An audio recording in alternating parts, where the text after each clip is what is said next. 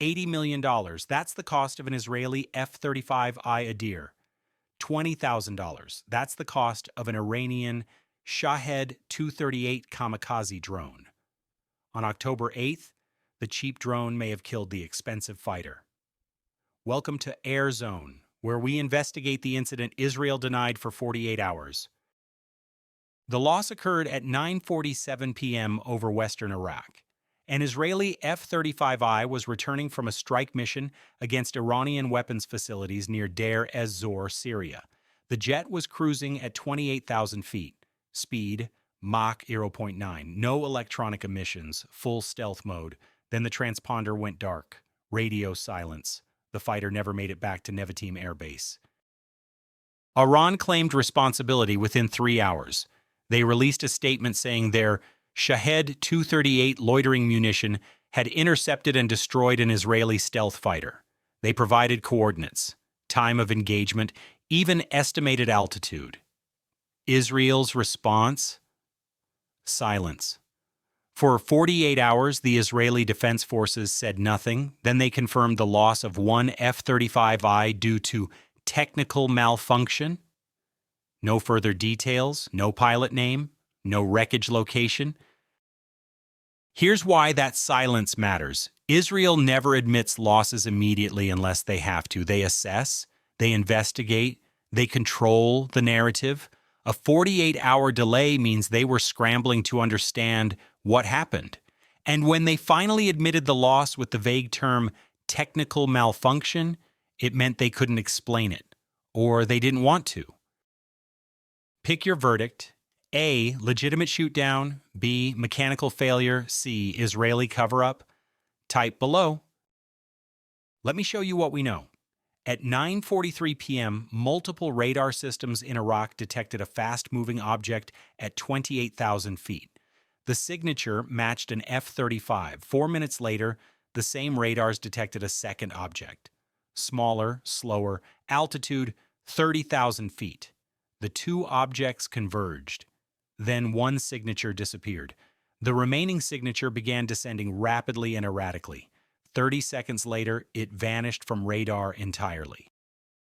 The Shahed 238 is Iran's newest loitering munition. It's essentially a suicide drone, small airframe, electric motor, 60-pound warhead. But here's what makes it dangerous. It can stay airborne for 4 hours. It can loiter at 30,000 feet. And it can track targets using electro-optical sensors that don't emit radar signatures. That means it's passive, it watches, it waits, and when a target appears, it dives. Now here's the nightmare scenario. The F-35 is designed to be invisible to radar, but it's not invisible to infrared sensors. The jet's engines produce heat. That heat creates a thermal signature, and the Shahed 238 has an infrared seeker designed specifically to track heat. If the drone was positioned above the F-35's flight path, looking down, it would see the engine exhaust clearly. The F-35's stealth is optimized against radar, not thermal detection from above.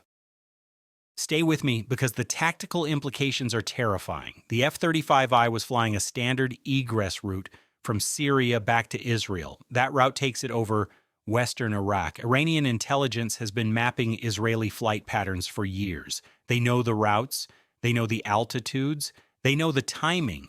What if Iran deployed Shahed 238 drones along those routes days in advance? The drones loiter silently at altitude. No radar emissions, no detectable signatures, just waiting for an F-35 to pass underneath. The Israeli pilot had no warning. The F-35's threat detection systems are designed to alert against radar locks and missile launches, but the Shahed 238 doesn't use radar. It uses passive infrared tracking, no lock-on warning, no missile launch detection, just a small drone descending at 400 miles per hour aimed directly at the jet's engine intake. Genius ambush or lucky hit? Comment G or L. Here's what the wreckage tells us. Or rather, what Israel isn't telling us about the wreckage. Normally, when an F-35 is lost to mechanical failure, the Air Force conducts a transparent investigation. They publish findings, they issue safety directives, They update maintenance protocols. None of that happened here. The Israeli Air Force declared the investigation classified. That's the behavior of a military trying to hide an uncomfortable truth. Independent analysts obtained satellite imagery of the crash site. Location, 83 miles west of Al-Qaim, Iraq. The impact crater pattern suggests a mid-air breakup, not a controlled descent or ejection scenario. There's no evidence of the pilot attempting to glide the aircraft to a safe area. That indicates a sudden catastrophic event, like a 60-pound warhead detonating near the engine. The pilot's status remains unknown. Israel has not confirmed whether he ejected, was recovered, or was killed in the incident. That silence is deafening. Normally, pilot recovery is a major operation that Israel acknowledges. The lack of information suggests either the pilot died on impact or the recovery mission is too sensitive to discuss. Either scenario points to something more than mechanical failure. Iran has been developing anti-stealth tactics for a decade. They know they can't match the F-35 in technology, so they're attacking its operational patterns. If you can't see the stealth jet on radar, deploy drones along its known flight paths. If you can't shoot it down with missiles, ram it with a kamikaze drone. It's asymmetric warfare at its most creative, and it might have just worked. How much does a Shahed 238 drone cost to produce? A, $8,000, B, $20,000, C, $50,000. Answer coming. Let me show you the strategic problem this creates. The F-35 is the backbone of Israeli air superiority. Israel operates 39 F-35I Adir jets. Each one cost $80 million to purchase and another $20 million to customize with Israeli-specific systems. Losing one is painful, but losing one to a cheap Iranian drone is catastrophic for morale and doctrine. Israeli pilots are now questioning their invulnerability. If stealth doesn't protect them against loitering drones, what does? The answer is not much. You can't dogfight a drone, you can't outmaneuver a weapon that's been waiting in ambush for hours. Your only defense is to avoid the ambush entirely. That means changing flight routes. That means increasing altitude.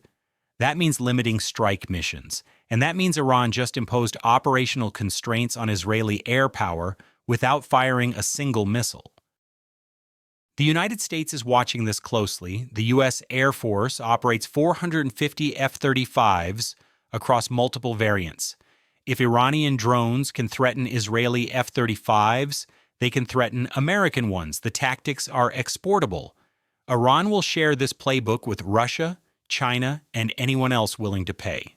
Suddenly, loitering munitions become the poor man's air defense system. Here's the tactical evolution. Traditional air defense uses radar to detect threats and missiles to engage them. That's expensive. A single S-400 missile costs $3 million, but a Shahed 238 costs $20,000. You can deploy 100 Shahed drones for the price of one S-400 missile. Spread them across predicted flight paths. Let them loiter for hours. When a jet passes through, one of them will get a kill. The math is brutal. Listen closely. This isn't confirmed. Israel hasn't admitted the F-35 was shot down by a drone, but the evidence is compelling. The timeline matches, the location matches, the Iranian claim matches, and Israel's unusual silence matches the behavior of a military dealing with an unexpected vulnerability. Sometimes what's not said is more revealing than what is. According to open-source intelligence analysis, Iranian forces have increased Shahed 238 deployments along the Iraq-Syria border by 340% since August. They're creating a drone barrier, a no-fly zone enforced not by missiles, but by loitering munitions. And if this incident proves anything, it's that the barrier works. The Israeli Air Force has reportedly changed its operational procedures following this loss. F-35s now fly higher. They vary routes more frequently. They reduce loiter time over hostile territory. These are reactive measures, defensive measures. That's not how a dominant air force behaves. That's how an Air Force adapts to a new threat it doesn't fully understand yet. The geopolitical implications are staggering. If Iran can threaten F-35s with cheap drones, the entire calculus of an Israeli strike on Iranian nuclear facilities changes. Those facilities are defended by integrated air defense networks. Add in swarms of loitering drones, and the mission becomes exponentially more dangerous. Israel might decide the risk is too high. That's deterrence without expensive systems. That's asymmetric strategy working. Here's what keeps Israeli planners awake. What if next time Iran deploys 50 Shahed 238s along a single flight path? The F-35 can't detect them all, can't avoid them all, can't outrun them all. One of them will connect, and losing an F-35 to a $20,000 drone is a propaganda victory worth more than any military achievement. The headlines write themselves. Was this a legitimate shootdown or Israeli cover-up? Should stealth doctrine change? What would you do differently? Comment below. The pilot's family has been notified of the loss. Israeli media published no name, no photo, no tribute. That's unusual for a tight-knit Air Force that normally honors its fallen publicly. The anonymity suggests the circumstances of the loss are too sensitive to discuss openly, or the pilot's fate is still undetermined. The wreckage recovery was conducted by U.S. Special Operations Forces embedded with Israeli units. They secured the site within 9 hours. The remains of the F-35 were airlifted to Israel for analysis. The crash site was then bombed to destroy any remaining evidence. That's standard procedure for stealth aircraft crashes, but it also conveniently eliminates evidence of what actually caused the crash. The answer to the earlier quiz? B. The Shahed 238 costs approximately $20,000 to manufacture. Iran can produce them at a rate of 200 per month. That's 40 drones for the cost of one AMRAAM missile. That's 400 drones for the cost of one F-35. The economics of this fight don't favor the high-tech side. Air superiority used to mean having the most advanced jets. Now it might mean having the most expendable drones. Iran is betting on volume over capability. And if this incident is real, that bet is paying off. Subscribe to AirZone if you believe the truth about modern air combat needs to be exposed. The sky decides the war, and right now, cheap drones might be deciding it faster than expensive fighters. Eyes up, threats above.